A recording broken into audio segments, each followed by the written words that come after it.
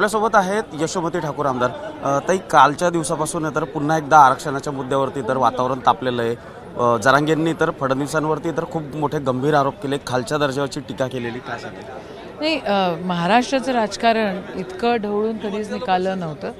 हे जे सत्ताधारी आहेत त्यांना एका समाजाला दुसऱ्या समाजासोबत भिडवायचं आहे।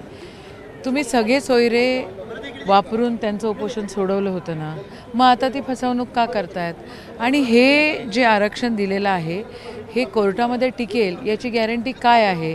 गॅरंटी असेल तर यांनी असं म्हटलं पाहिजे की गॅरंटी आहे आणि नाही झालं आरक्षण तर आम्ही राजीनामे देऊ, एवढं सिंपल आहे। हे बोलायला का घाबरतायत हे लोक? बोललं पाहिजे।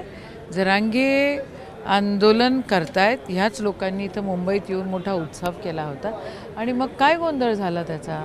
ते परिपत्रक बदललं कसं? रात्रीतून दिलं कसं? काय गोंधळ घातला?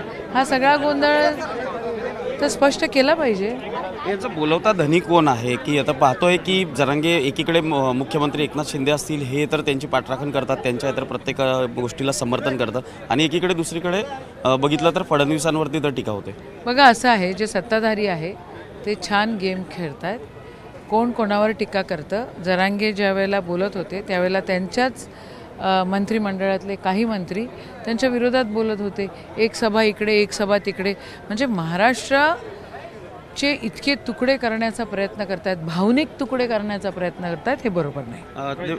आपण पाहिलं की आपल्यासोबत होते की यशोमती ठाकूर, की त्यांनी सांगितलं की भावनिक तुकडे ह्या महाराष्ट्राचे तर हे सरकार करू पाहतंय।